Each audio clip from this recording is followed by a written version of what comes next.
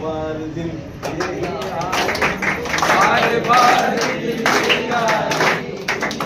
हजारों साल happy birthday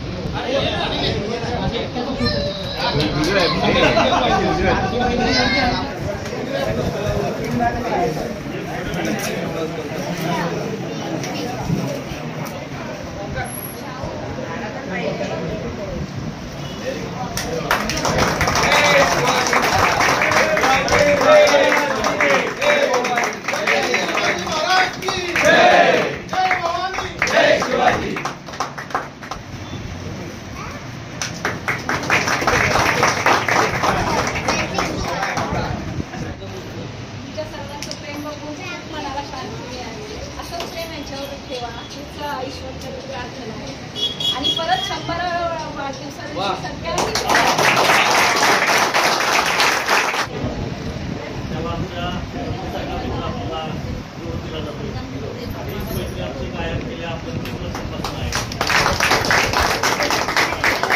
नाव प्रमोद आहे हे आम्हाला कधी माहित नाही. आम्ही नाना या त्याला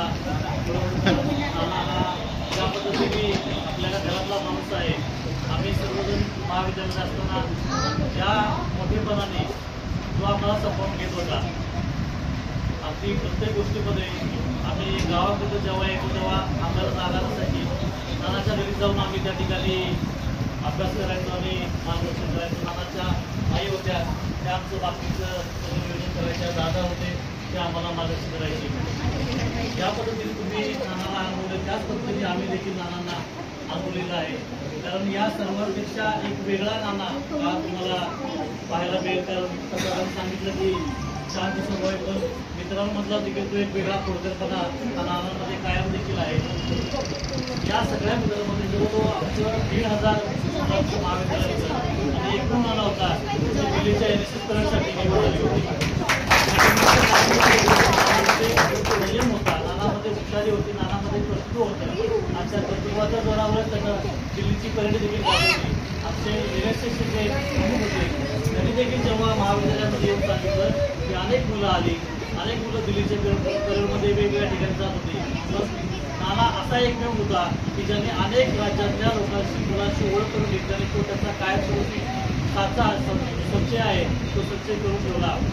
आपण मित्रांनो काय पाहतो, तर सावलीपासून काय शिकावं, कधी लहान व्हावं कधी मोठं व्हावं. दुसरं आपण आयुष्यामध्ये काय घेऊन जाणार आहोत, म्हणजे पैशाचं वृक्ष काय मात्र जपत राहावं. नानांनी खूप चांगल्या पद्धतीने आमच्या सर्व मित्रांशी संबंध ठेवलेला आहे. पण आज अनेक मित्र आज नानाच्या वाढदिवसासाठी दुपारी येऊन गेले. मला आज त्या कॅबिनेटच्या मिटिंगमुळे यायला उशीर झाला, पण आज जायचंच असा निश्चय करून संध्याकाळपर्यंत मी नानाच्या या भेटीसाठी आलो. आपण सर्वांनी जो ज्या पद्धतीने हा कार्यक्रम साजरा केला खूप भरून आलं. वेगवेगळ्या ठिकाणचे म्हणजे मला लिस्टचे आमचे चालू साहेब भेटले, बाकीचे सगळे भेटले.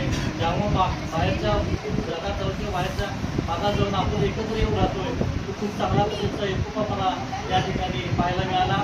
नानांनी आज 50 वर्ष पूर्ण केले तर त्याला बघून अजिबात वाटत नाही आम्ही अजून त्याला 25-30 किंवा आमच्या महाविद्यालयातला एक त्यागाचा आमचा सुट्टी आहे, आमचा मित्रसखा आहे, अशा पद्धतीचंच आमचं सगळं नियोजन त्याच्याकडे पाहतं वाटतं.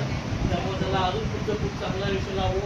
या पुढच्या काळात देखील त्यांना तब्येत खूप चांगली जपलेलीच आहे, पण अजून देखील चांगल्या पद्धतीने मेंटेन करावी आणि त्याला त्याच्या प्रकाशीबरोबरच सेक्युरिटी देखील पूर्ण करावी